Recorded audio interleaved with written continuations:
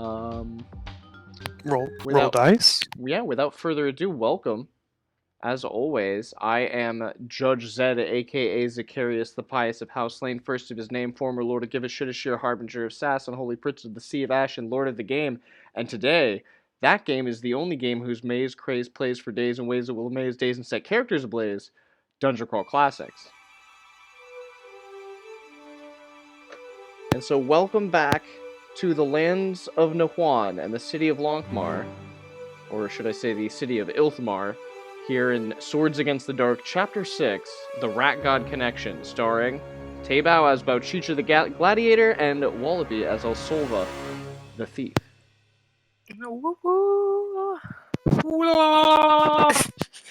So it has been a couple weeks. If you two want to kind of fill us in on what happened over the last couple of sessions that you've played. Bauchicha has some studious notes. Would you like to take the lead? Sure. Okay. So the past couple of sessions, in Lankhmar there was a big cloud, and there's no rain or no nothing like that. It's just a big cloud that's hovering above. And then we had some scuffs with some things, so we decided to get out of there, and we were gonna head back to where we go to the Ilthmar? Yeah, to Ilthmar, and we noticed that the clouds are stationary and they're just over Lankhmar. And, but the rats? So yeah, how was it that you got wrapped into raiding the Temple of the Rat God? Well, basically we were going to, we went and talked to Ning, or did we make it to Ning? No, we didn't. We ended up at at some tavern, and, they let us know that, where's his name here? Do you have his name? The guy that... Oh, the guy with he's got a shark bite, right? Yeah. And he was on a mission. Javisto? I think it was Javisto. That sounds very familiar. Yeah, Javisto the Black Mage. But basically we have to get that idol back to Lankhmar, so that we can lift the clouds from the city, so that we can get a fortune teller to tell us how to get That's Sigma right, the back. hand of Saint Havskin, the hand, and it was in the rats. Yeah, temple. we successfully... that black mage you mentioned was not the person who gave you the contact. The person who gave you the contact was also the same person you met outside of the temple as you escaped by the skin of your teeth. I think, is it Desmond only has 1 hit point? That is correct. Desmond I've only... been stressing about it for 2 weeks. Yes, so you're standing on the docks. Desmond has 1 hit point. You've just escaped. The guards inside of the temple are, at this point, probably aware of you since you, rushed past them, and let some of the rat people loose from down below. So you've got to act very quickly. And this contact of yours, who was one of the people originally sent here to recover the hand, he has informed you that there is a ship called the Sea Rat that is docked, and he thinks that it would be a good idea for you to go over, raid the guards, and jump on the ship, and just leave before the rat temple people can use it. I'm gonna leave that up to you, but that is where we left off, just right on the other side of the temple wall where your friend in contact is standing. He does have a shark bite, so he's moving at 15 feet around. And has a -1 dice to their actions from the injury. But other than that, everyone is safe. other than Desmond, who's just barely hanging on. Yeah, and I think we did discuss last week that I think we were gonna go ahead for that rat ship. Yeah, that's what Because I the heard. SS Lydia, you know, we love the SS Lydia and everything. The SS Lydia's a smaller ship, though. It's a tinier boat. This is 50 feet. She's a small girl, but she's cute. yeah. This is definitely like wait, how it's 50 feet? Yeah. Yeah, this is twice the size of your. This is like 200, maybe longer. It's got yeah. It's a big old boat. So I'm about to be a warrior pirate. Is what maybe. I mean, if you can, I mean, you steal the boat, you kind of already become a pirate. But I will go ahead and kick us over to some dockside ambience, and I will have you two decide how you want to approach this situation. All right. Well, Desi is not doing good right now. No, and Yeah, you also definitely used all your not. healing surges for that character as well. Yeah. Yeah, I'm thinking maybe his best option is to.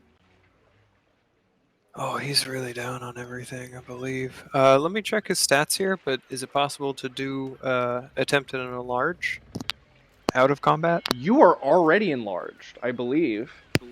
Oh, is- are we still big? Yeah. Oh well, That would be helpful. yeah. Yeah, We you are. just got So, out. but that that means that you're down to 1 hit point after the enlarge spell. So that's like, Yeah, yeah, you're maybe he really can cast it again to rough. get some bonus HP if possible. Oh, Does it work that way? No, I don't think you can double up on it. I think it's once enlarged, you're enlarged. Gotcha. Okay.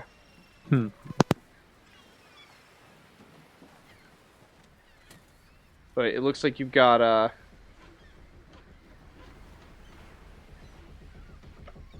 least you got you got a second here to decide what you want to do. But definitely the guards in the temple are aware of you. I would say the guards standing over there by the ship are not yet quite aware of you.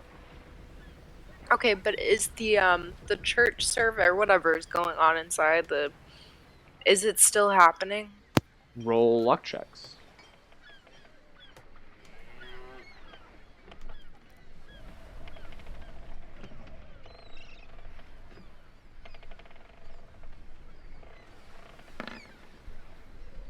Yeah.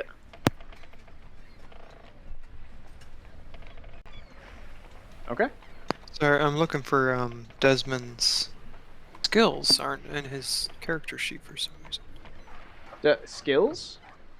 Or spells. Spells. Oh, sorry. Yeah, spells. Oh, sorry, Oh I found yeah. it. Don't forget to add Click the wrong button. Desi's XP too. I'm gonna do that for Dennis. Okay. I wasn't muted. Sorry. No, you're okay. So about Chi-Chi, you pass your luck check.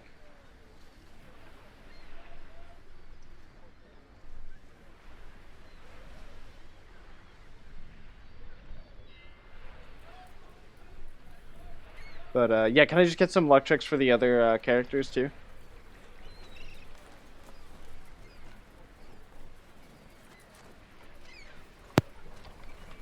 Dennis has got 88 XP now.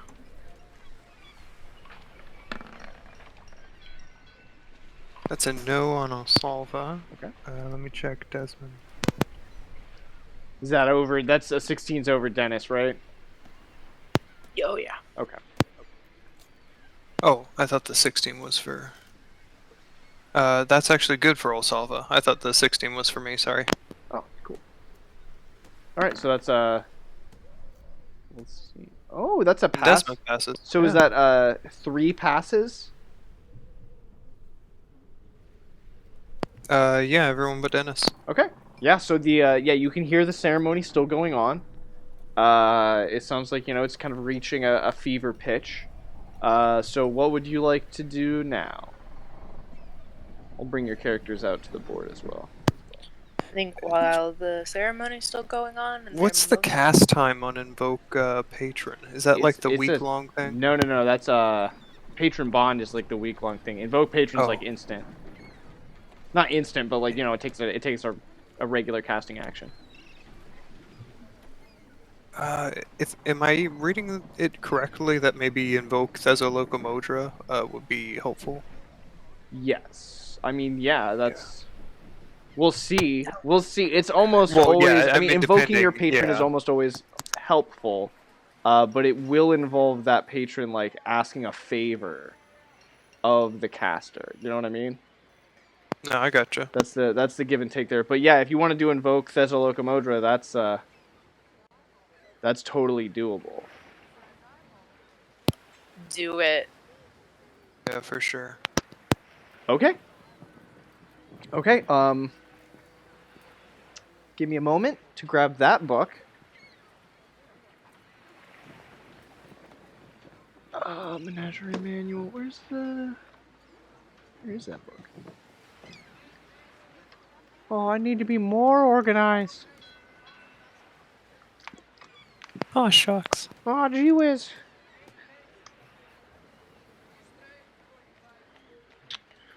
All right, give me a moment. Absolutely.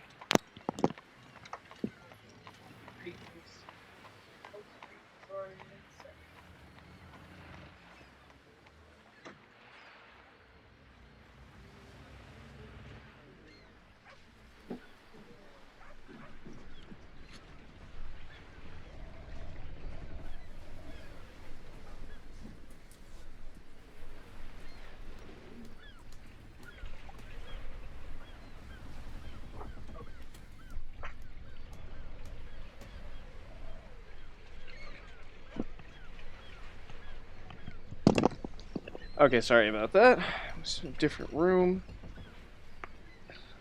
I'm gonna find. Oh, there it is. Wow, amazing! I opened right up to it. All right, so normal spell check. What was the result that you got for your Thessalocomodra bond? Do you have any notes near the patron bond? Do you get like a +2 to casting or anything? I'll check right now. Oh.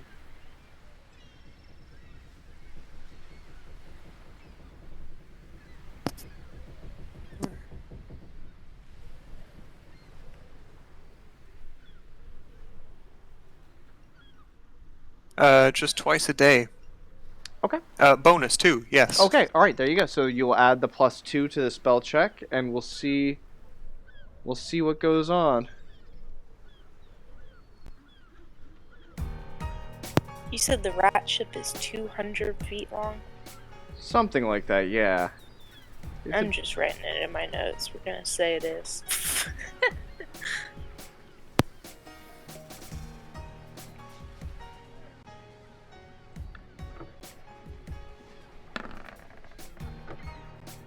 A 20 all Looks day. like a 20. Yeah. All right. Here, let me.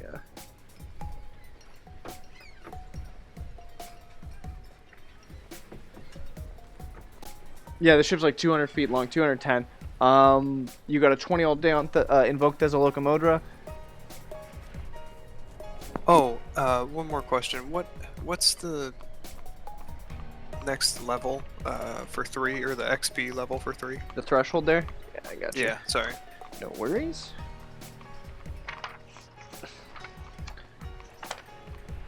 $110. Okay. Thank you. Dennis is close. So you gain a glimpse of Thesalocomodra's multiplicity. You gain caster level additional D20 action dice for 1d4 plus 1 round. So is Desmond a level 2 character? Correct. Okay, they have 3 actions per turn, so they get 2 extra actions for this turn. What would you like them to be? And also, I'm gonna say that like, just like a lot of power starts coursing through Desmond, and they start like floating off the ground a little bit, and their eyes are glowing like bright green. Also, the wind is picked up just a little, just noticeable.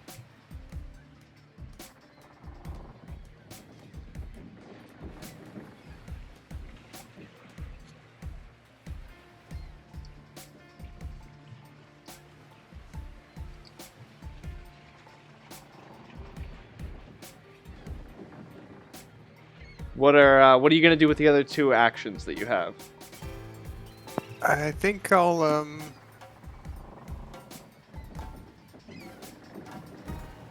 on force manipulation. Is it stationary? It depends on how high you cast. Okay. I'll attempt to cast force manipulation, and maybe if I get high enough, I can block the would-be sailors over onto the docks there. Okay. And if I can move it, maybe try and sweep them into the water. We'll We'll see how I cast. Yeah. Oh.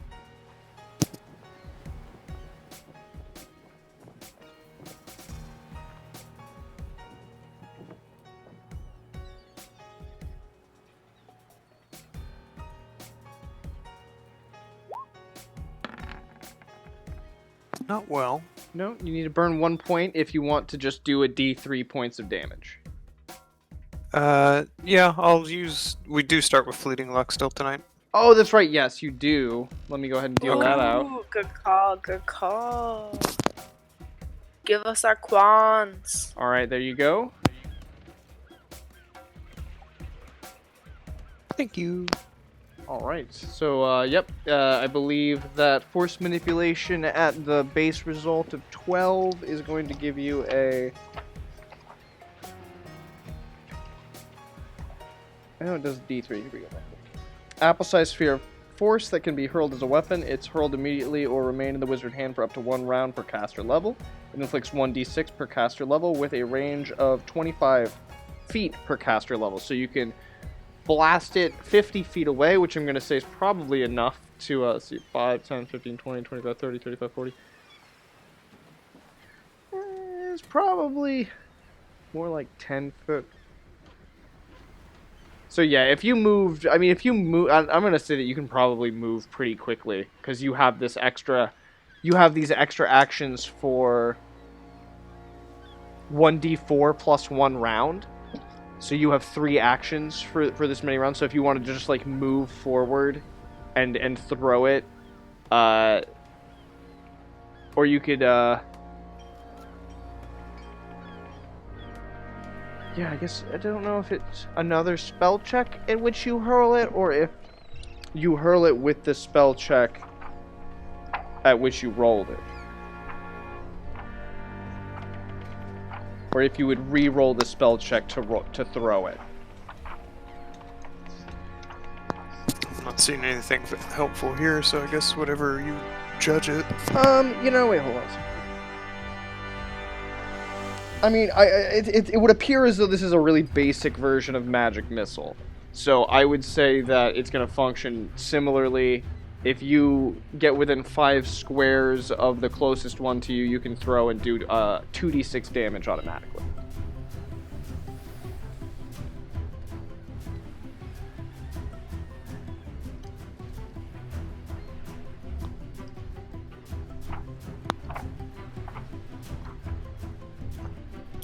So do you want me to roll again on it, or...? No, if you just move your character within 5 Oh, squares, you can automatically do 2d6 damage.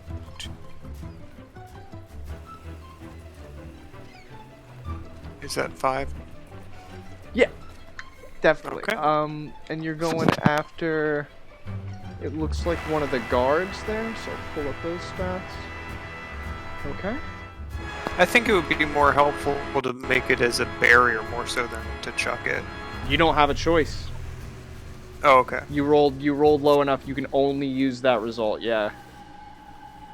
Oh, gotcha, I see. Yeah.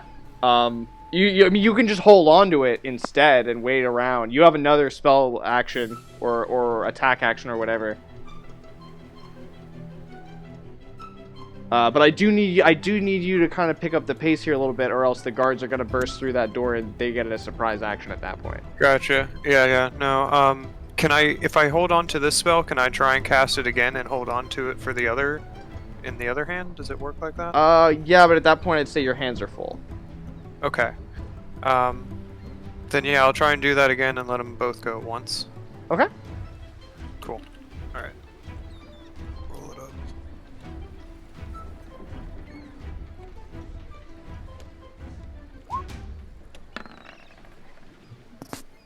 All right, it's a 9 all day. The spell is not cast, and unless you burn up, you're going to lose the spell. You need at least a 12 to pass. You burn in your tube. And then are you burning some of Desmond's physical luck as well?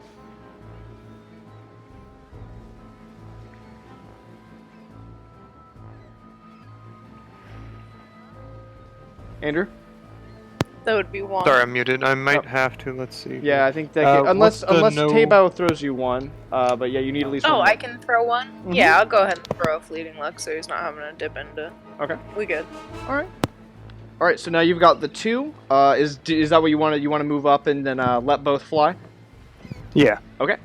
So go ahead and roll your 4d6 damage.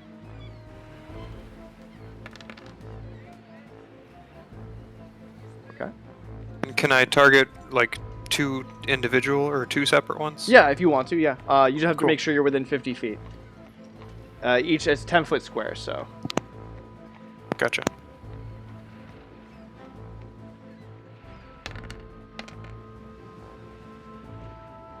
All right, and are you targeting 2 separate ones or the same one? 2 separate ones. Okay, which let me move up. Yeah, go ahead and move up. The 2 front ones there. These 2 right here? You got it. Okay. All right, so you move up. You blast each of them. I got one with that and another with. So the one of them does 6, 7, 8 points of damage. The other one does 9 points of damage. One of them is doubled over, just barely hanging on. I'm gonna put a. I'm gonna put an X over that one that is most affected. The other one is not. They're still up. That is the end of your turn. Did any of the other characters want to do anything? Well, Salva's ready to throw a poison dart. Do it.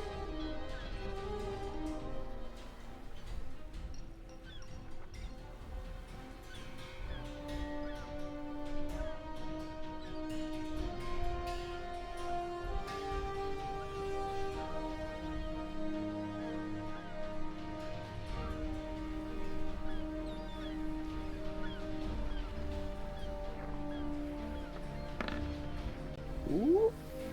15. That is good. I believe that does hit.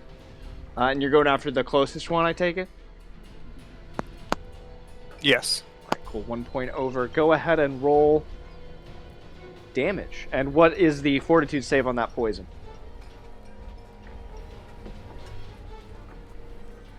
Is a... The Icker. What's the last time? It does a D8 poison damage, and it's a...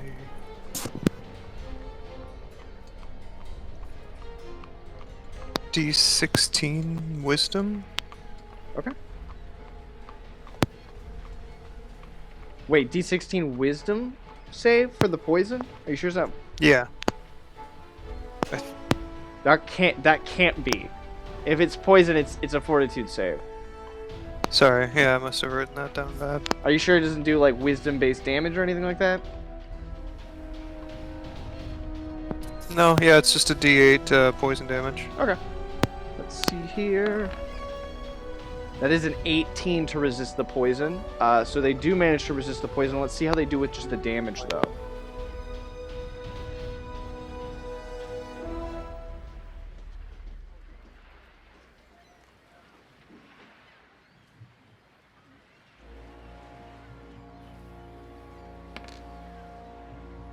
Two points of damage. All right. Okay. They're still up. This one right here? Yeah, they are still up. Bauchicha and Dennis, I will now let you two go. And follow that up by with the NPC hanging out here. I'm gonna go ahead and tell Dennis to jump on. Your shoulders? Yes, jump on my shoulders. Alright. Dennis is on your shoulders now. And now I'm going to kick it. Oh. Yeah, I'm gonna kick it over here with you guys. It won't let me move. Okay. Oh, it's because I don't have the select. Duh. Coming closer over here. Okay. Actually, well, how many feet is that? 5, 10, 15? 10-foot squares. Oh. I guess that's my move. That's kind of everything. I'm Okay. just getting up here with them. Yep. Dennis can do a ranged attack if they want. I don't think he has enough range on his. The sling, so I mean, range is always infinite. The maximum range is 160 feet. That's long. Anything beyond that's long range. But with between 40 feet is short range, 80 feet is medium range. Okay, so Dennis is gonna give it a good sling here. 2d20s, drop the lowest, right?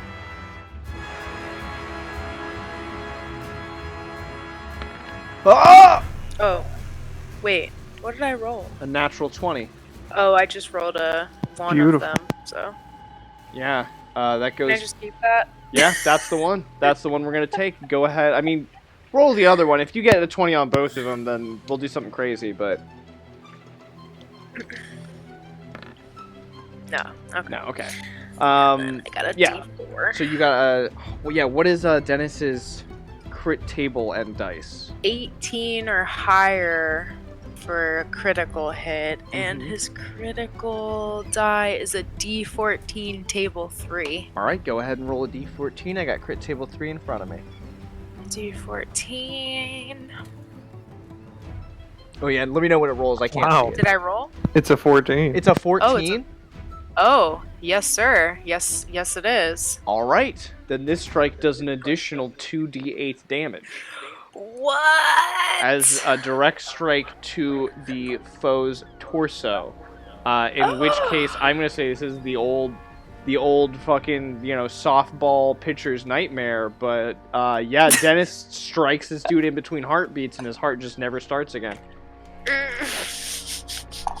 But go ahead and roll damage anyway. All right. So what? Given the dice, it's impossible that you don't kill this man right here.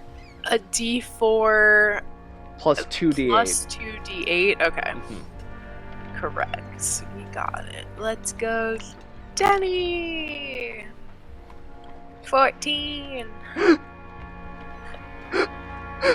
It's so complete and total. It's just like he gets hit in the chest with a rock and just drops just immediately. Oh my god. So the NPC has already done his full round charge attack. That's it. Given his limp.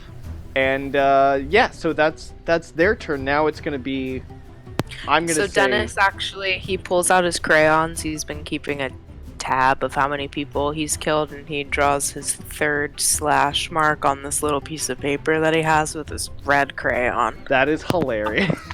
I kill Batman. just one more on just a little folded up little kid crayon piece of paper. Yep. That's pretty funny. Okay.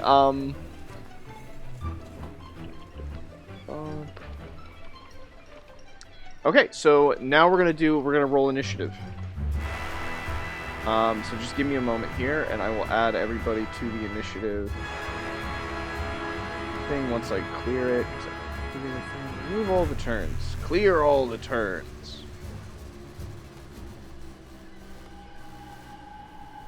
All right, and then Remember to click on your person first. yeah, you all remember how to do Yes, the sir. easiest way. And then I only have to roll for 3 of them. Are we gonna say that Dennis and I are going together because Yeah, he's Dennis on me? goes on your initiative. Since Okay, cool. yeah, it's like the same rules as if Dennis was like riding a horse. Like the Yeah. Technically, in that case, it should be Dennis's I initiative, am but horse. it's your initiative. Like Okay. you have a lot more say in how fast you're going than a horse would. For sure. No Plus range. 2, minus 1. Yeah, there's just no rules in D&D for like what happens when you're riding on somebody's shoulders. Yeah, I don't Yeah, know. right. We'll figure it out. We'll spitball it here. So these two temple guards go with a 12 and a 10.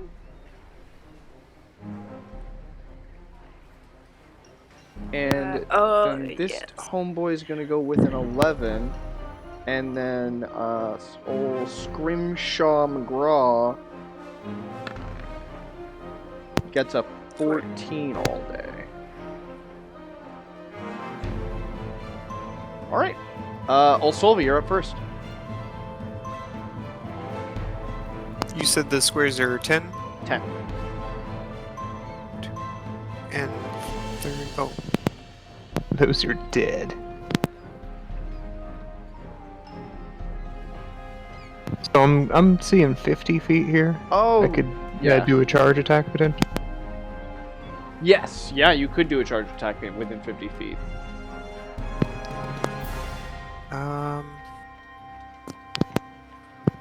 Feeling kind of ready. I think I am. No, I'm gonna do a dart attack. Okay.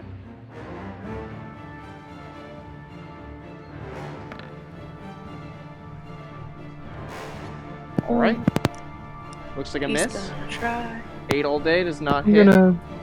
I'm gonna use some luck there. Okay. You need to get to. Are you going after one of the guards? Yeah. I'm gonna go for the closest one here. All right. So yeah, that's actually the rat priest. So yeah, you need 11 to hit. Okay, and I'm at 8. So yeah, I'm just gonna try with the 1 roll first here. And that works. All right. Trapped. Oh, that's 1. Sorry. Let's start. Sounded like someone was walking in the house. And go ahead and make that will save or fort save for the poison. Poison. Yes. How much more of this poison do you have left? I mean, you filled the flask I had of it. 3. You've only been dipping. Yeah, I've had 3 flasks. Oh of it. yeah. Okay, so yeah, let's. Definitely, I would say a flask and a half down. Yeah, so a flask is enough water for one person for 1 day, which is 4 liters. Oh, that's bigger than I was thinking. I believe. If I'm going by. No, it's not a flask. It's your little. You have glass vials. Oh. I thought that they were glass vials. No, I had glass vials or something else.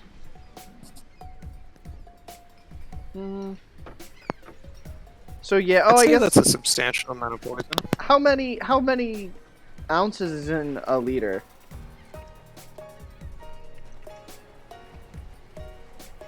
I know, weird question, right? 33. There's 8 ounces in a So, glass. It's probably 33 4 glasses fluid. in It's a liter. 33.8 fluid ounces per liter. So I think that I don't know where I'm getting my information on a flask has enough water for a single day. That seems wrong now in retrospect. Water skin, yes. Flask, no. Yeah. So yeah, a flask is like 10 ounces, like max. Yeah, that's what I would imagine. Yeah. So if you got 3 flasks of it, I'm saying you're definitely getting close to the end of the first flask. Okay. No, I'll keep track of that. I got a tally right here underneath it. How many times have you used it again? I'd say maybe. You've dipped at least like 6 times. Yes, I was thinking 6 too. Yeah. Yeah. Okay. Yeah. So we'll say I have some ways that we can track that in the future, but I'll say that we'll say you're just capping off this flask, and then I have a way that we can track how much poison is in your flask here in a second. Cool. Okay. I've got a tally for now, just when we get it going. Yep. I'm gonna give you a dice. Oh, perfect. Yeah, I'm gonna give you like a dice to roll, and it'll be like a D6, and then if you roll like a 1 or a 2, it drops to a D4 or a D5, then 4, then 3, then 2, then 1, then it's out. You know what I mean? Gotcha. So it's a little, because I assume you're not perfectly using 2 ounces every time. But given that, Yeah, no. That sounds good. that was Olsolva's turn. We've got. Well, I did 4 on my damage, and did they pass the fort save for the poison? Because it's 8 damage. They did not pass the fort save. They rolled a 7. 12 all day. 12 damage all day. Let me see how that sits with them. No, they die. Also, they are also dead. So it's just these 2 guards, and I'm gonna roll morale saves for them at this point, since they were caught unaware and haven't yet gotten to do anything.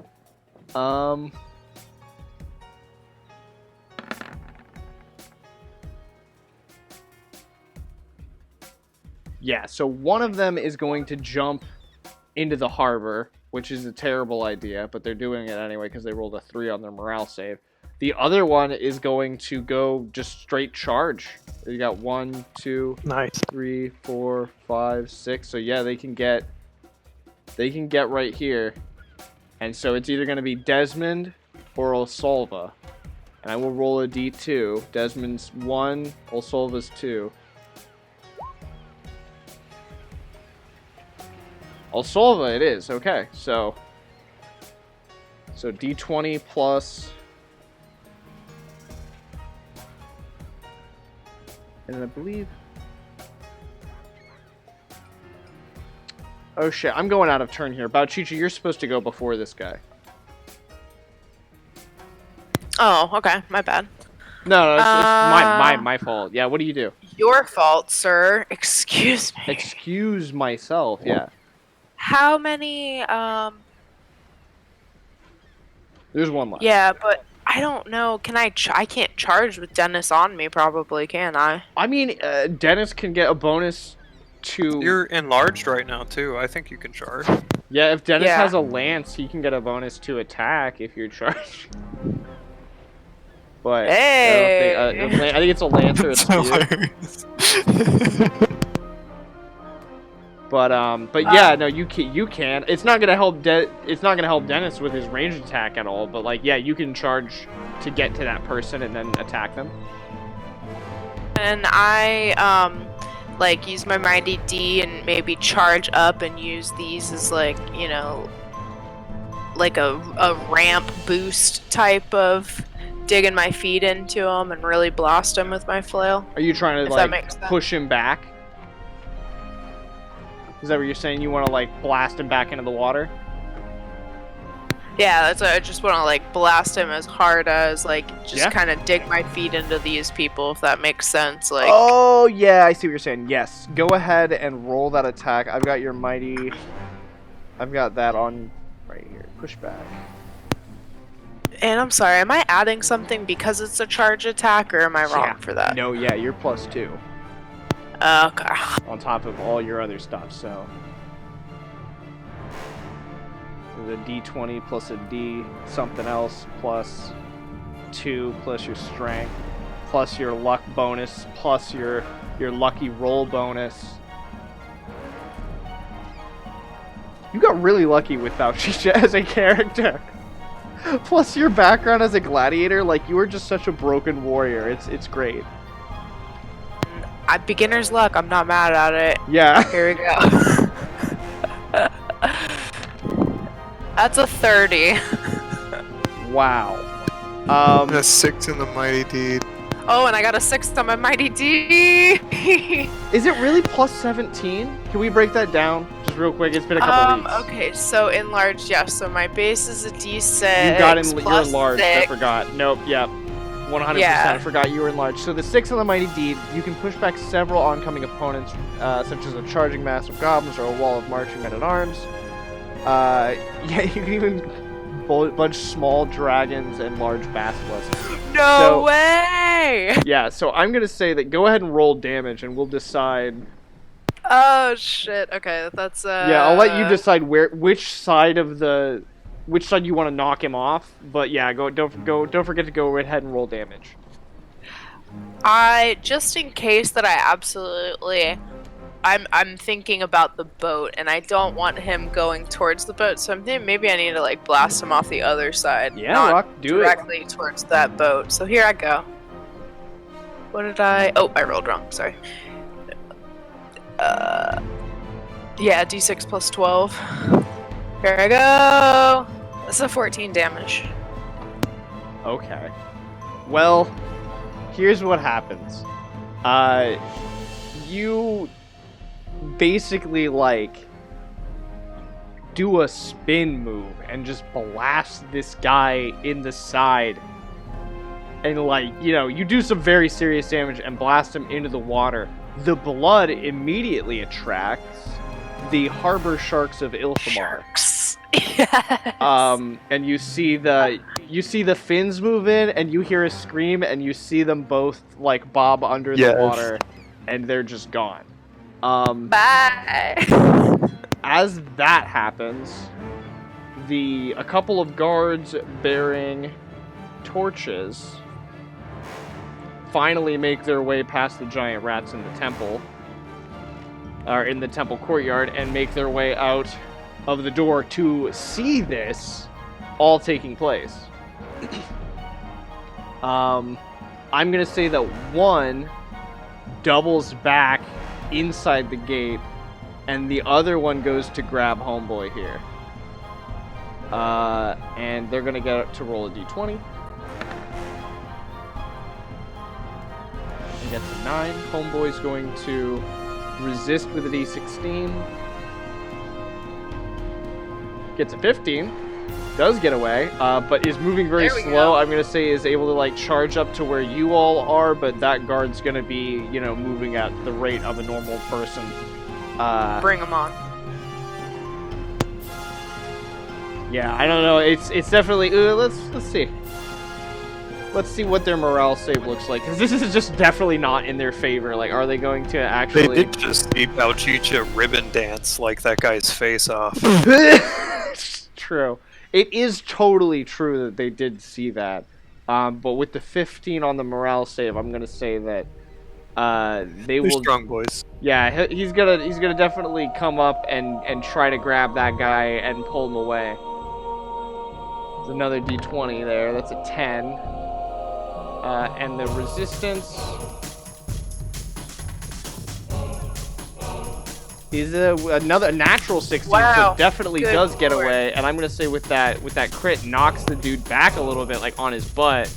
And this, like, you know, very gimped NPC is kind of holding their own.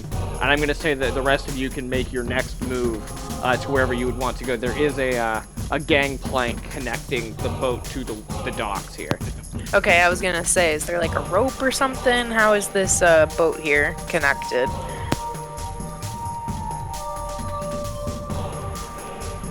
So let me do this. Oh, he prepared.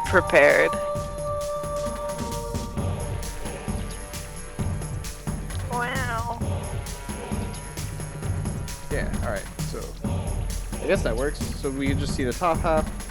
Yeah, so there are a ton of sailors, as you can see, on the boat. But they're just kind of, they're looking on, they're not brandishing their arms at you, but they're like kind of looking over the side of the boat at everything that's going on. And you definitely notice them from the dock. What do you do? Ready the sails, boys! We're gonna go! Alright, they start getting to work at that point. Hey, fuck yeah! And then, I mean, I would say it's a ship crew. Like, Yeah. these rat people probably aren't ship people, but these are ship people, so yeah, they're maybe not on the same stance. yeah, so this is a fully, they're a hired pirate crew. Not a pirate crew, but they're a hired crew. They're not worshippers of the rat god. They're just sailors. And this can become pretty apparent as you board the ship.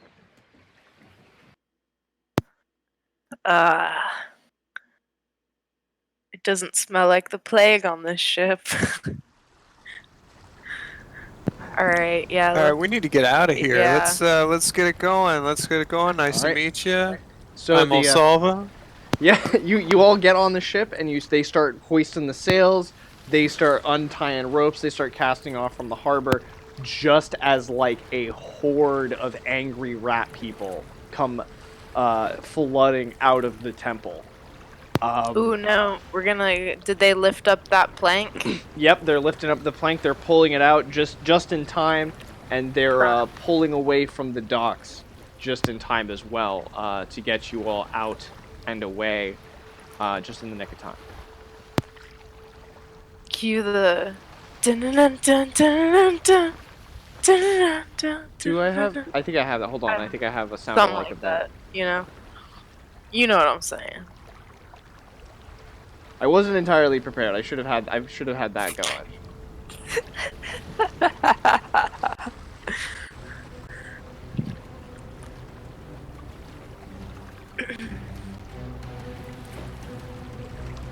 Yes, so you're on the ship. The crew is like, which one of y'all should we be calling captain now? Okay, I'm the warrior. I'm the gladiator. Sure, that would be I. I am Bauchicha, and we need to be heading to possibly Lankhmar. Do you know where that is? Aye! Alright, boys! We're setting sail for Lankhmar! And a cheer goes up from the crew. They're like, yeah! Hell yeah. It is quite the city of adventure, and all the sailors know it. They lead you to your quarters now, which are going to be over here. Thank you. And I'll just go ahead and reveal these other two boxes. So there's I'm like gonna a rub elbows along the way, make myself feel right at home. Yep. So there's like I'll just kind of walk you through here. Or I'll say the first mate comes up. He's like, I'll give you a tour of the ship. You got your cartography room here. You got your captain's sleeping quarters, captain's offices. We got some dry storage for the captain here, and a little bit more storage space, as well as the coffers in the back, right there behind the captain's desk. The crew, we all stay down below. I'm the bosun here on the ship. I try to make sure everything's running smoothly, and I deck down below with the rest of the crew. Aye, aye. Well, thank you, sir. We're just gonna mingle about, kind of make ourselves at home. Do you think today's gonna be a good sailing day? What is today? Is it the day of the shark, or are we the day after the day of the shark? That's a Let me great check on that. It was the day of the rat when you raided the. Yes, that's right. That's right. I think It's the day of the frog now. day of the frog. That's. 'Tis what it is. Frog, stoat, cockroach, and snail are the next 4 days. Okay. Well, hopefully we have some smooth sailing, and I'll be around here if you need me. All right. Well, just let us know if there's anything you want us to do while we're here at sea. We should be arriving in Lankhmar sometime tomorrow afternoon, or maybe sooner. Let's take a look here. How fast does this thing go? That's a great. That's another great. Yeah. What's our ship? What's the name of this ship?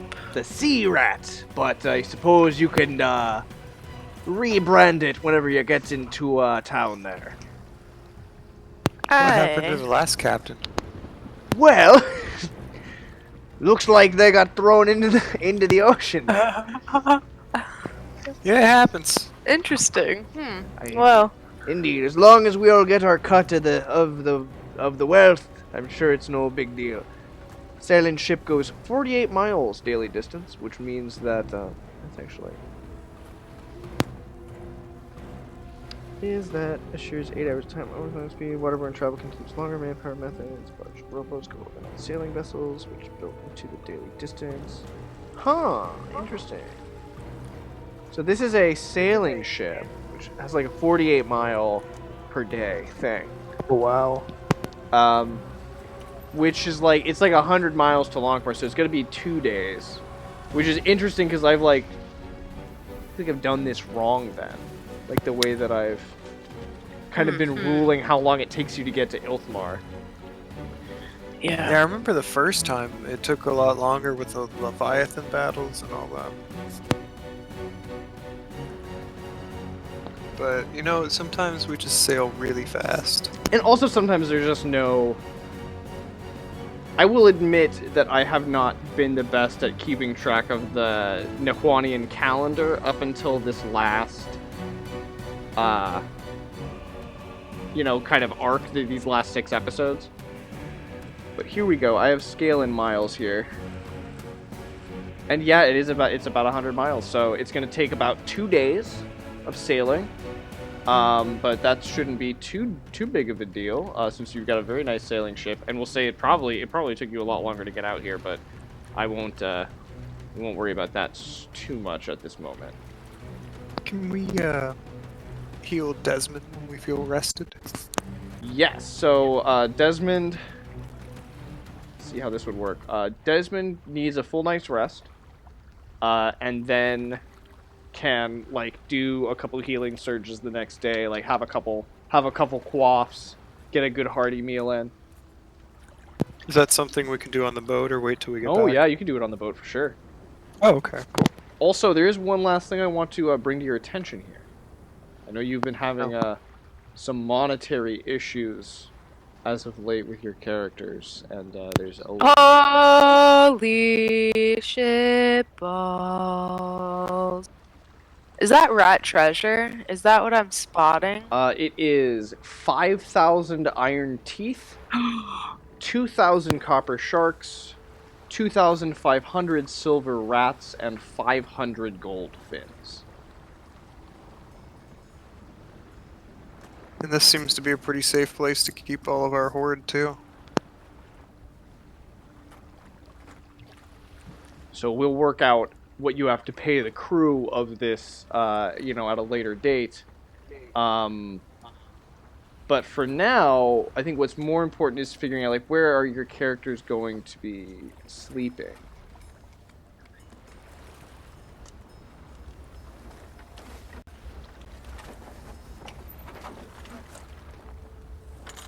Yeah, I think it's, you know, it's late. You guys have been raiding temple all day, kind of figuring out the sleeping arrangements. Yeah. I think is the next step here. Yeah, for sure. I mean, okay, so can you unless there's food, ping the rooms again real fast? I'm sorry. Yeah, we've got the captain's cabin, and then I believe this is like the first mate. Oh, I'm zoomed in too far. Bosun. On the other side. Oh yeah, you gotta zoom out a little bit here. Yeah. We got captain's cabin on this side.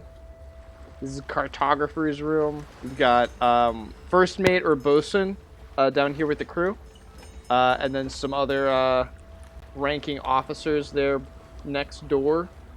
You got the scupperds here, with the cook. Here's with the butchery where they do the gutting of the fish, and then you've also got like some farm animals here to eat. I guess I'll take the first mates, and Desmond can take the cartographers. Okay. Yeah. Yeah, Desmond can get in that cartographer's place. You can go down to the first mate, just like the bosun, but the bosun can, like, you know, get moved out over here without too much fuss. Kind of tends to happen when, you know, when management changes. And Bauchichi, you're gonna stay up in the captain's cabin then? Yes, and I'm just trying to see. I mean, there might be enough room for Dennis in there, possibly. Yeah, I mean, there's an extra hammock that you can hang up in there for him. For sure. Then yeah, we'll chill in the captain's quarters. Perfect. And just real fast, you will have like a pretty decent amount of wealth. What all did you get away with from that temple? Oh, we wrote all that We down. got the hand for sure. Yeah, but there was like a Onyx box. Hold relic, on. yeah. Didn't you get like some 10 talismans, or gems. am I wrong about that? 10 onyx gems. Oh wait, that was from something else earlier. Yeah, no, we got oh no, that was from the brigands, the wall tapestry. I think there was like a talisman that you got when you accidentally blasted through a coffin. Am I incorrect there? Oh yeah, Balchicha got that.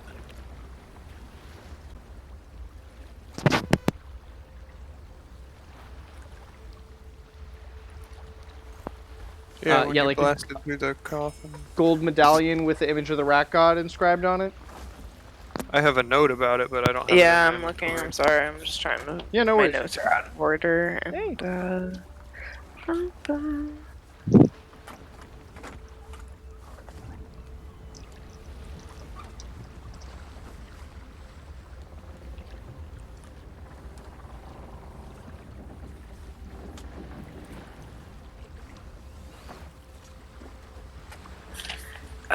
And no, I guess I don't.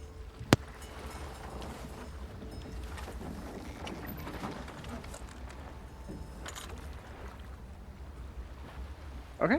Yeah, but so yeah, you have this rat god medallion I don't know. Yeah, I think Andrew said they had a note about it, but I don't think you said anything about leaving that behind. But it's Inside, okay, what I have is inside box is smaller bejeweled box. You leave the also leaves flask in its place with gold rilks, closes box and gets them.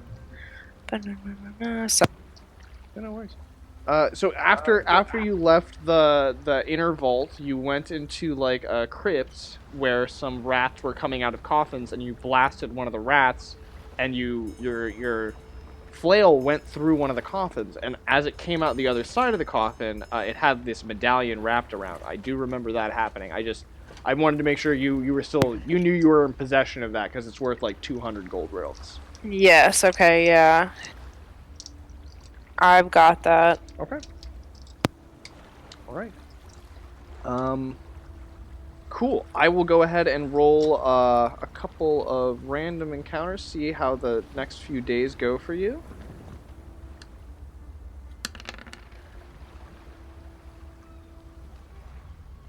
Two and two. Okay, so yeah, it looks like it's going to be a pretty standard set of sailing. So I will say that you can probably get back up to full hit points using healing surges, and a nice night of rest. As well as if you have any stat damage, you recoup a point a day of that as well. 1 day or 2? 2 days. Nice.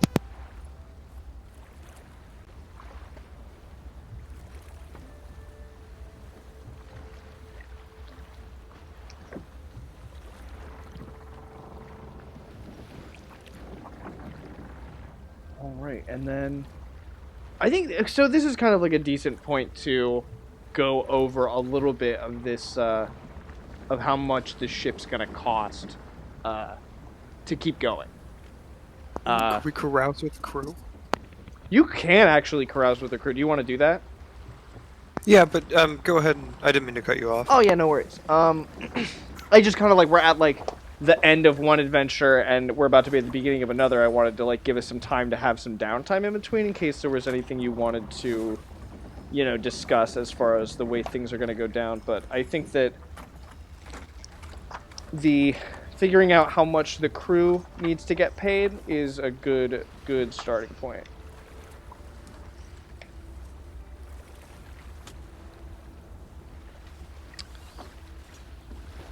One to 4 copper pieces per week.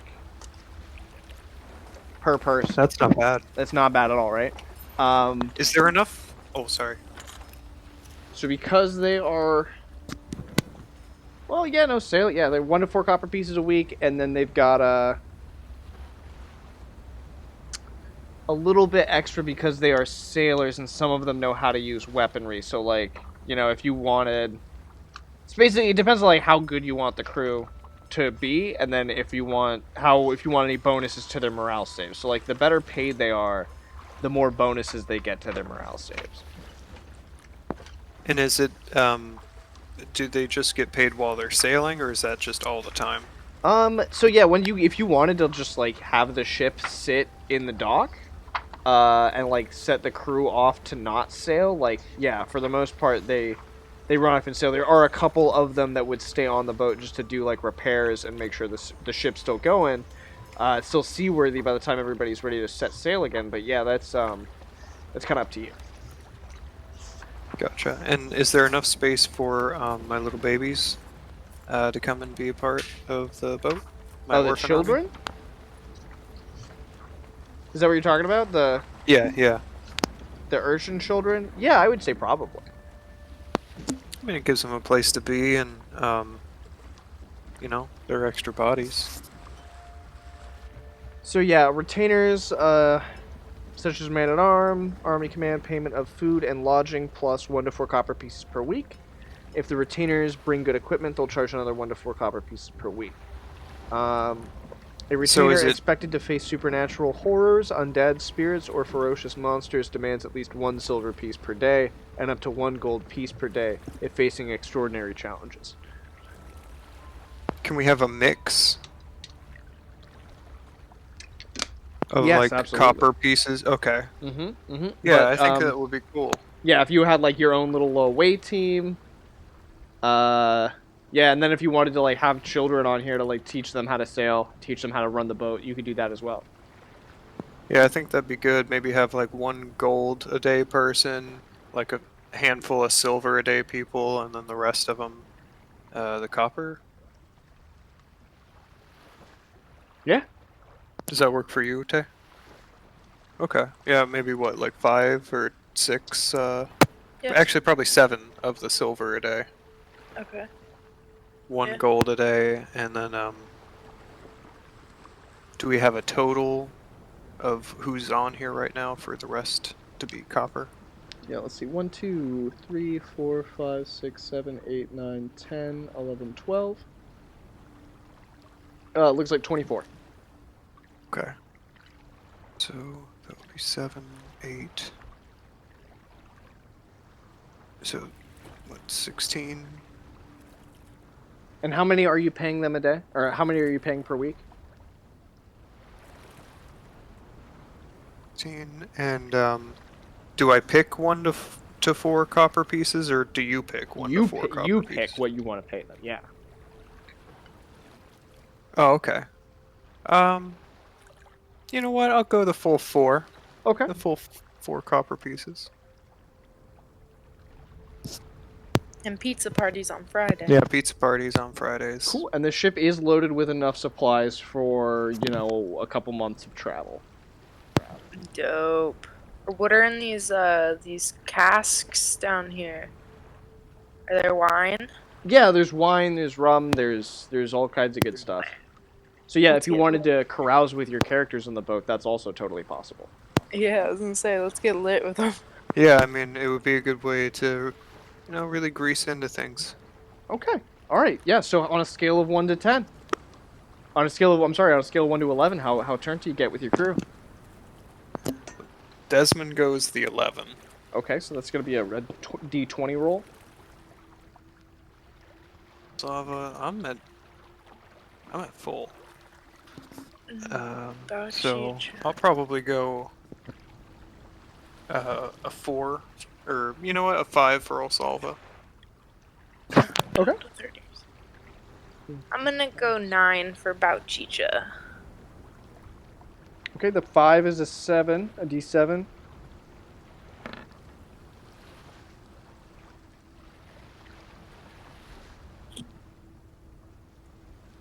A D14 is a 9.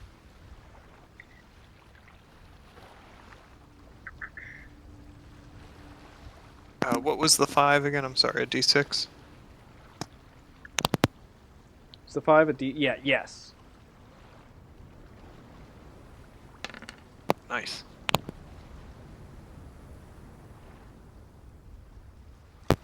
Can Dennis drink? Is Dennis? No, Dennis. I think it's too young. I would say. How much luck does Dennis need? He's down to a 5. His max is 8.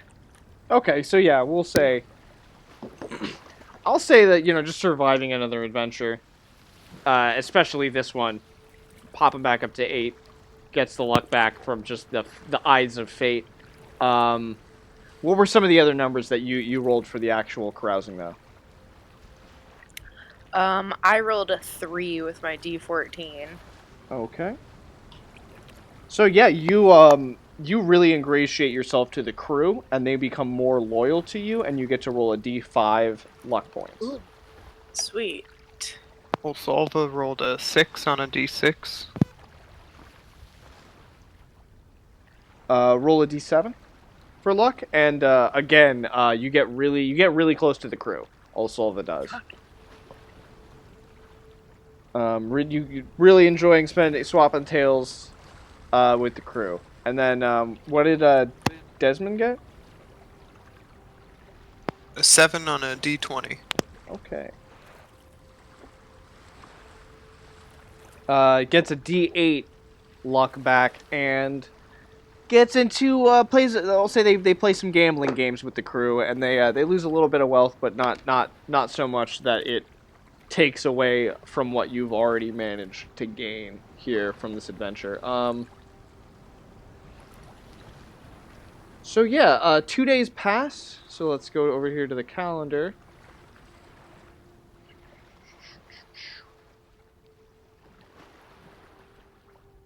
We're no longer quite tracking the temperature of that neighborhood anymore, but we are still tracking the days. So the day of the frog passes without major incident on the boat, as well as the day of the stoat. And we'll say that by the day of the cockroach, you arrive at the docks of Lankhmar once again, although now from a slightly higher view in your tall ship as you pull in to the docks. It's morning. It is a dark morning in Lankhmar, as it has been since before you left. It is a day without sunlight. Although for the most part, it is. Yeah, there's a faint mist, kind of fog that hangs over everything. It is still again very dark with the clouds, but you arrive at your usual spot, kind of in the North Docks. Not too far off. Not in the naval harbor, mind you, but not too far away. And what would you now that you're here, you get a good whiff of the river halal, of some wine and perfumes wafting in from the harbor, as well as grain from the moldy grain in the grain silos not too far away. And you can just smell that you are back home in Lankhmar. You can the city smells are very familiar with you. Definitely want to give a few winks to the regulars at the docks. Like, hey, you like the new boat? Huh? There's definitely Didn't you buy the SS Lydia from the guy at the dock? Yeah, because Yeah. I'll say that you see him, and he's smoking a pipe, and you give a wave and a wink to him, and the pipe just kind of drops out of his mouth onto the dock. I love it. Yes. And so yeah, what's the plan now? I mean, I will say that the guy you were with, what was his name? The injured guy. He's more or less feeling better now, and he's like, we've got to get the hand to the Rainbow Palace. Oh yeah, is it still looking real foggy? Yeah. Yeah, that's what we're saying. Okay. It's dark. Yeah. It's dark. Let's. I guess. Is there an easier way to move him along so he's not so slow? Put him on a cart or something? he's fine He said now. he was feeling Oh better. yeah. Sorry. He's feeling better now. Hello. Yeah. So yeah, we gotta get to the Rainbow Palace. Let's go ahead and do that. Just a moment. Is that Street of the Gods? It's north of it's actually way north, up past Temple Street. Temple. Okay. Yeah, you'd have to take grain. visible from nearly everywhere in Lankhmar, a constant reminder of who really rules the metropolis, despite what the Thieves Guild might claim. Two tremendous constructions of impenetrable stone and colorful gleaming marble. Lankhmar's Citadel and the Rainbow Palace, home to the Overlord, his family, and an army of servants, advisors, and sycophants. Both these locations stand atop a hill of sea-sculpted stone that rises over the city proper. The Citadel, with its network of walls, towers, and central keep, stands above the River Halal to the west of the Rainbow Palace. The Citadel is home to a majority of Lankhmar's armed forces, and the city's navy harbors in a seawalled dock at the base of the hill below the formidable fortification. So yeah, this is a very well guarded area, and I will assume that you're probably going to be going in through the barracks. It seems like that way. Yeah, you're going towards the Citadel of the Overlord, as this was kind of like a military operation. Yes. So you make it to the gates, and let's see who all would be traveling with you. It's definitely the four of you, I would imagine, with the hand, traveling with this this guy who kind of led you on this journey. Is that accurate? Yeah. Okay. So you make it to the gate, and there is where you run into a couple guards, and they're like, "Well, what's all this then?" And the guy you're with starts to explain, "Is like, we left on a very important mission to Ilthmar. We need to speak to the High Commander immediately." And they're like, you don't look like it. And he reaches into his pocket, he pulls out a letter of like introduction that's explaining like, no, actually, I'm not full of shit right now. We need to go talk to him. And he's like, oh, all right, sorry, let's get you in there. And you all walk up past the barracks of Lankhmar's army. This large open field here is where they train a lot of the soldiers, and you kind of are walking past a lot of them doing training exercises, just drills and what have you. They seem nervous.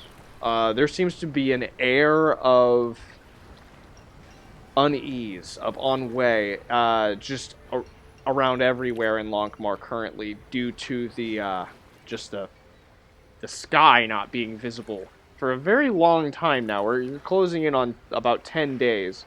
But you managed to make your way up past that to the next set of gates, to the North Barracks and the Citadel of the Overlord. You were eventually brought into like a long, kind of like waiting room, on the kind of like inside that Citadel's walls before you're let into the Citadel proper, into a very large room, with a myriad of colorful stained glass windows that let in like just kaleidoscopic rainbows of color into the Citadel here, and you are introduced to all stand for the Honorable Overlord Fifich Christomenes II. And everyone in this court kind of stands up. There's tons of sycophants and hangers-on and nobles and acolytes and scribes, all with very brightly colored togas and garbs and fabrics. And eventually the Overlord looks down from the raised dais upon which he sits and says, what brings you to the court? How has the mission fared?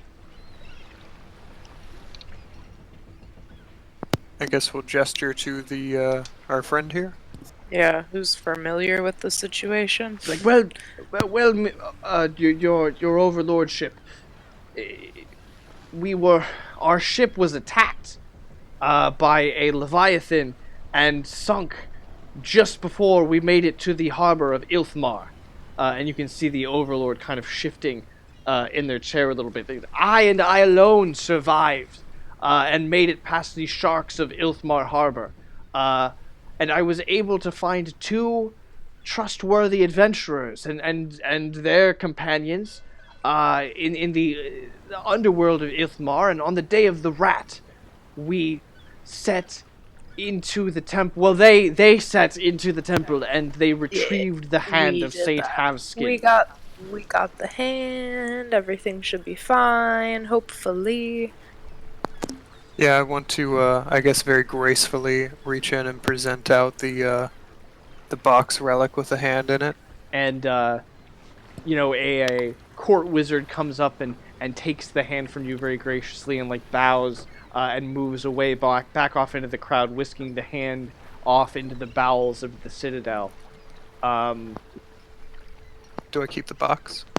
no, they're gonna keep the box. No. They need that for whatever purposes. Like, we are not quite sure yet who was convening with the rat cult, but we are very grateful for what you have done. As such, we will dismiss any warrants, outstanding sentences, or punishments. We will wipe your history of any legal indiscretions clean. And as such, you will receive a minor title, roughly equivalent of a knighthood. You will be known as the overseers of cobblestones and watchers of pigeons. You will be given the proper documentation and seals to prove your title. 100 gold rilks per year salary paid when the title is first awarded, and on the first day of each new year. And the good reputation in certain circles for minor nobles benison.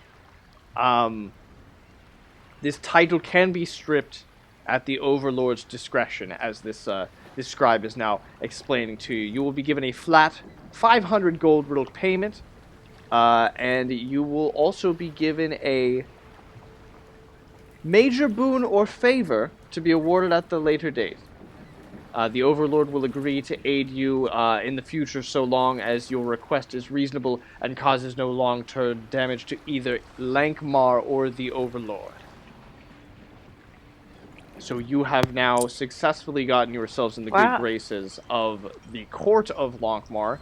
You have the good graces of minor nobles in the Rainbow Palace. And yeah, the Overlord will come to your aid and help you out if you find yourself in need, or you need a great patron for some upcoming expedition. You are welcome to Wow. stay within the one of the minor towers of the Rainbow Palace for the coming days, and they will let you know if you are needed in the ongoing quest to rid Lankhmar of these dark clouds. So the Overlord is now going to convene in a secret meeting with their council in order to figure out the best method to move forward. Is going to be, and you lot can stay within the palace for probably about a month's time before they're like, all right, you gotta go away. Cool. Yeah, I bet there's a lot for Desmond to check out. Oh, definitely, tons and tons of history and historical information. Um, And so I think that at this point, this is a good spot to take a quick 5 minute break, and then when we come back, we'll say a couple days have passed. You've spent a little bit of time in the Rainbow Palace. The crew of your ship will have spent some time carousing for themselves on shore here, and it will be the day of the ox at that point. We'll pass by this little weekend of the cockroach and the snail, and we'll start off fresh on the new week of the ox. Perfect. Works. Excellent. And we will be right back.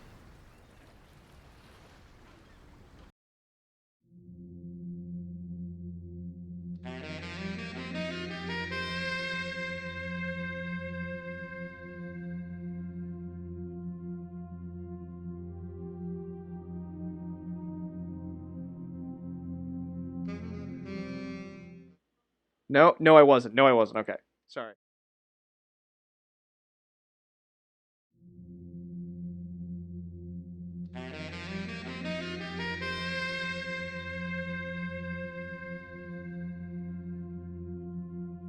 Thank you. Yes, welcome back. That is Goodman Games has like free artwork you can use if you're a streamer, which is rad. And that is the artwork from my favorite DM screen. So I'm like glad that I actually get to use it even when I'm running virtual Oh, games. when you get a chance, will you send Tay some of your favorite ones for me? I've got a little project I'm working on. Yeah, absolutely. Absolutely. So let's jump back in it here. It's the day of the ox, and for 10 days, the city of Lankhmar has languished in an unnatural darkness. Let's change up the music here. Hold on. It's going to be a big one. Set the mood. Let's set the mood here.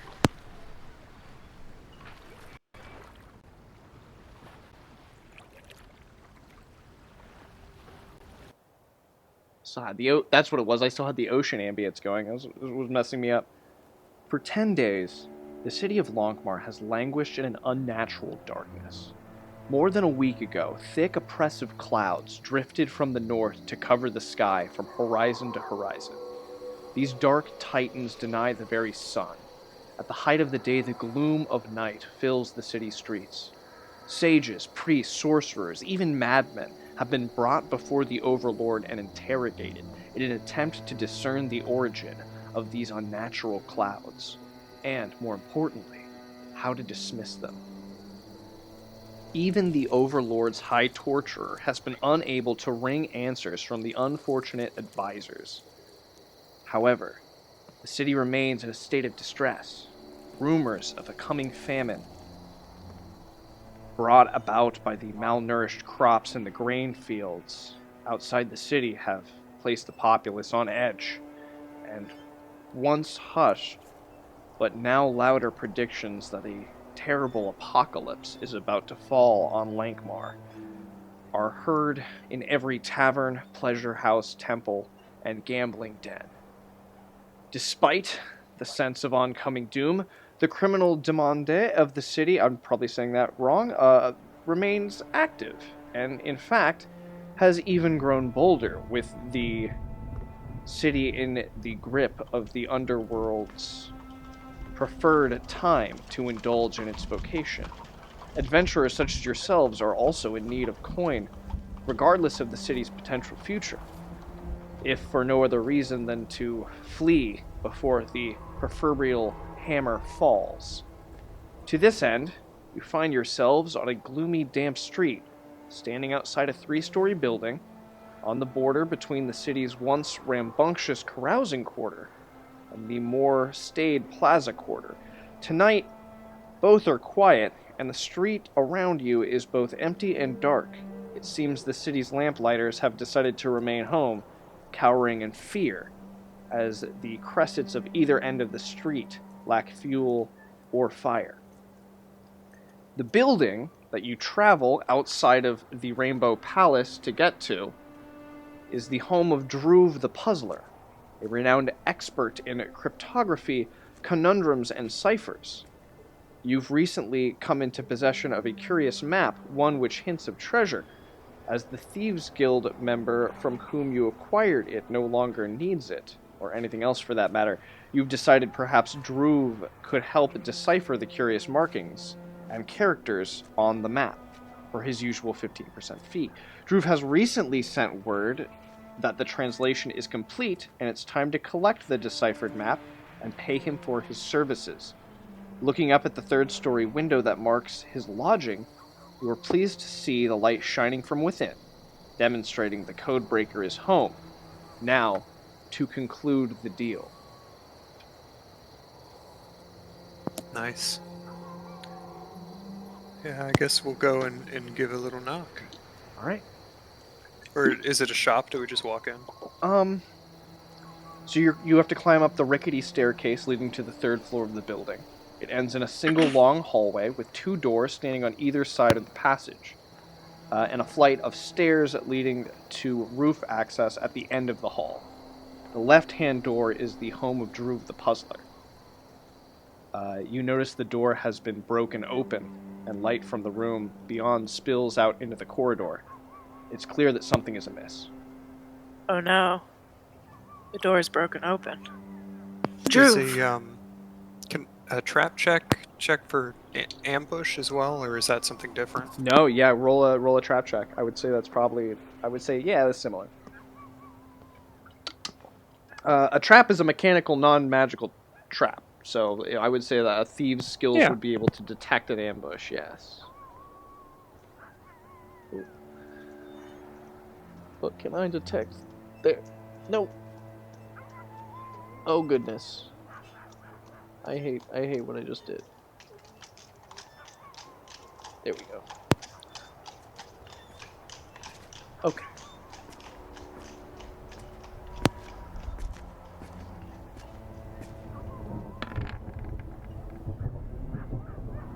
$14 all day. I could throw some luck on that, seeing as how I'm full, if you think so. No, I'm gonna say that that as your intelligence check.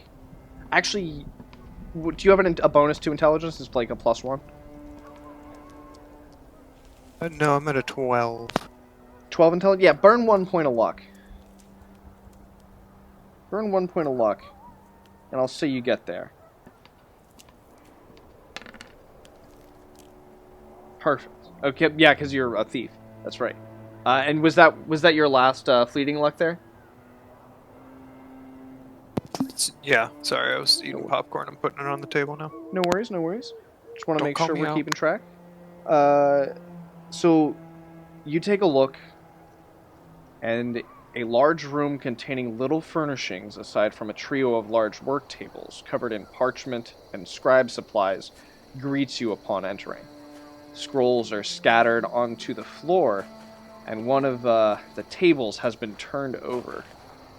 The threadbare rug on the floor is askew and stained by spilled ink and broken glass. It is obvious that a struggle took place there, but Osolva kneels down and rubs 2 fingers across one of these ink stains, rubs it in her fingers, gives it even a sniff, and is like, "This is fresh. This is very fresh. Still wet." Oh, sorry. Did you want to explain the viewer luck too? You didn't do that this round. I don't know if there's new people watching or anything. Oh yes, no. So in during the breaks, I show the viewer luck video. Yes, if at any point the viewers want to burn luck, just let me know in the chat. I do have my chat open. Yes, the viewers do have 4 points of luck if they want to burn it on anything. Sorry, I just thought I'd mention it. Yeah, no worries, no worries. Um, Okay, so Druve is missing. His scrolls, tomes, and parchments have been ransacked, including the thing that you have come to collect.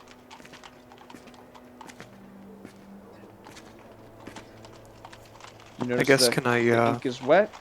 Yes. Can we search the room a little more? Yes.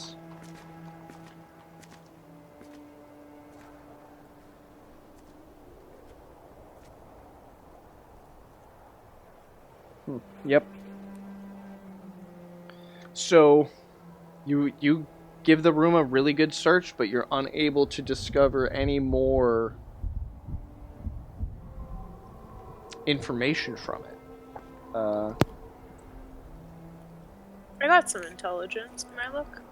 I mean, it's not a matter of intelligence. It's a matter of is there any clues here in this room?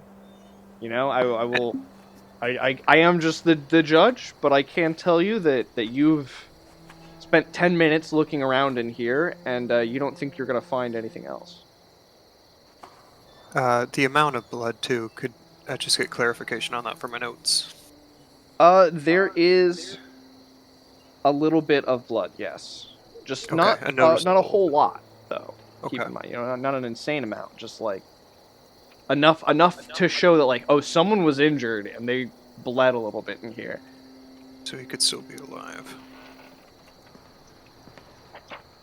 Let's see. Okay. Well, this looks fresh, you said. So, do you wanna... Yeah. And this is inside of the Rainbow Palace, correct? So No. No. I'm sorry. This is Drew's house. So this is actually Gotcha. So it's he's down in here. Yeah, ping it for me if you would, please. I think it might even be that. Is it that purple thing? I feel like it might literally be that purple square there.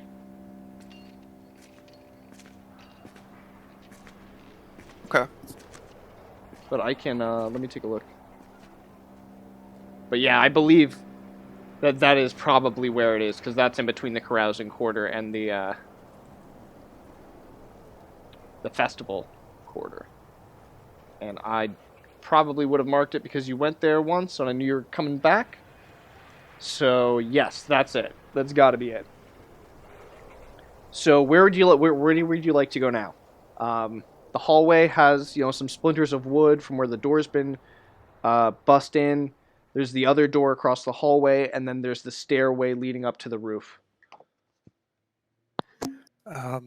Probably the roof, but do any of the other doors look open in the hallway? No, there's only one other door, and it's closed. Okay. Balchicha, do you want to go up to the roof then? Yeah, I'll go up there. Yeah. The flat roof is weather-worn and bare. A pair of posts with frayed rope for hanging garments to dry is the sole bit of ornamentation here. Just off-center of the roof, some 15 feet from the door leading here, is a macabre sight. A human male lies on his back on the roof, a look of pain and surprise on his motionless face. Protruding from the man's chest is a blood-soaked pine tree, measuring nearly 5 feet in height. Bits of internal organs and gore cling to the branches like ghastly decorations. So he was Wow. impaled with a palm tree? Pine tree. Oh, a pine tree. Sorry, I'm too Florida. No worries. Does it look like it's growing out of him, or like he's been dropped through it? So the body is definitely Droove. Judging from the wound in his chest, it looks like the pine tree grew out of him rather than being driven into his body from the front. Wow. Oh, I guess he's laying on his stomach. I'm sorry. Is there any way we can access like his pockets or anything like that, or is it like covering most of his body? Can we search him? Is basically what I'm trying to ask. So yeah, trying to move the body is met with a little bit of resistance. Well, not necessarily moving it, just like getting into his pockets to see if he has anything on him, like my paper or just anything. Okay.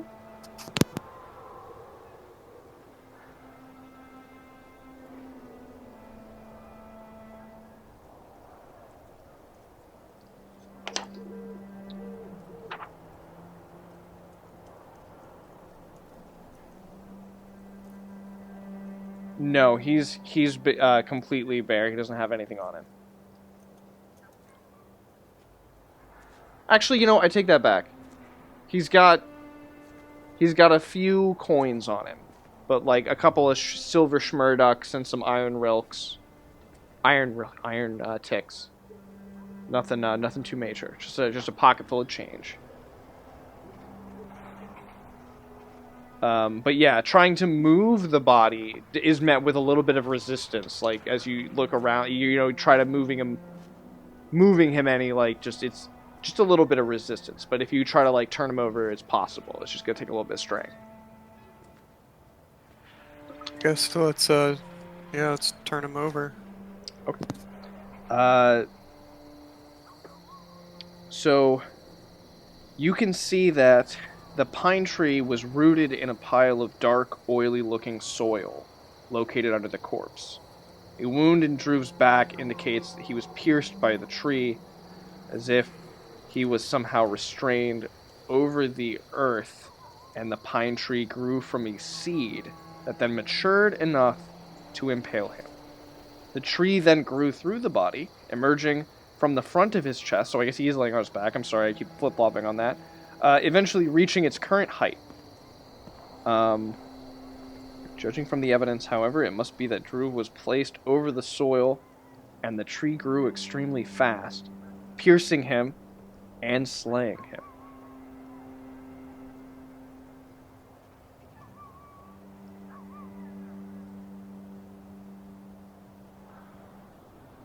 It's pretty rough.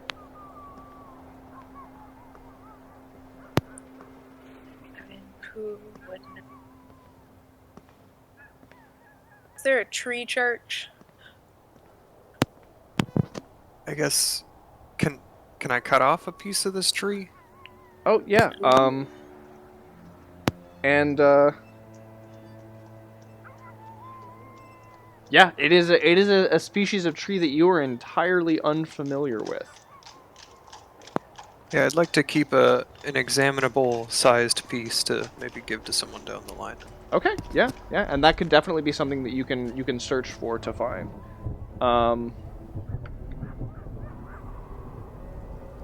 So can I get intelligence checks from everybody?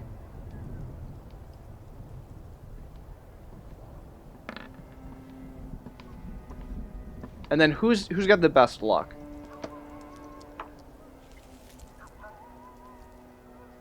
Either Bauchicha or Desmond. Okay. Hold on. To his computer. You good? Hello? Who's there?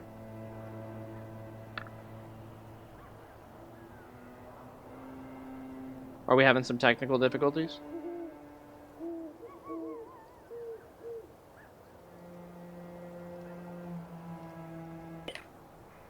Take the Dang. popcorn.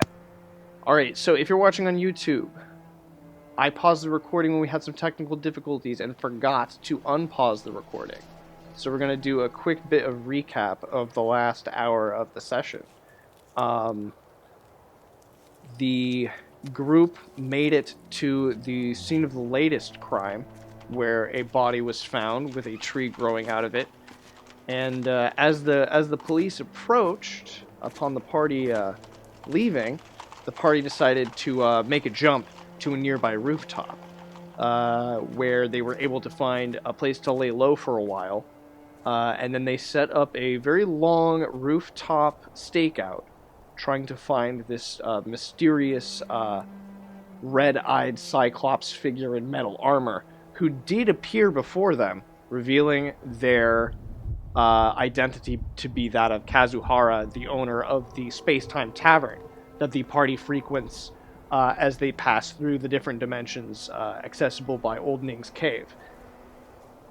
Afterwards, they made their way back to the Rainbow Palace, where they're going to rest up before doing some further investigations on these very strange and unholy happenings here in the city of 7,000 smokes. So yeah, let's just talk a little bit about like what physical clues and evidence you have and some ideas you have on how you might want to follow up on them next time we play.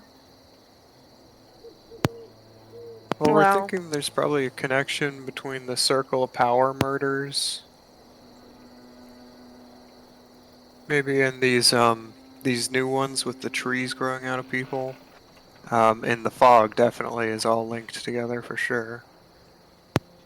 the black oily dirt or whatever, where every single like the tree is growing out of, there's got to be something going on that we could find out about that possibly. Okay, and you have an actual sample, so maybe Yeah. maybe there's like didn't you take a sample of the tree as well?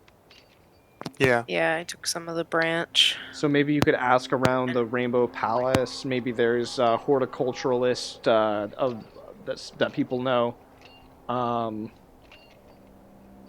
Let's see. And then, yeah, it would appear that this has been something that's been going on for a while. So if it continues to happen, maybe you could follow up that way. But however you want to, however you want to deal with the police as well, that's a whole nother matter entirely. Make luck checks. Olsolva, Bauchicha, and Desmond and Dennis. We'll see if any of them fail. Let me know. Okay. Is that a tie or a fail to your luck? Okay, that's a tie. Okay. And you're at max luck right now? Desmond pass. Yeah. Okay. Solve a What is, Desmond pass. All right. Let's see if maybe does Dennis pass? Dennis's luck is an 8. Holy shit! There's- Yes. Everybody passes. All right, so no one is seen.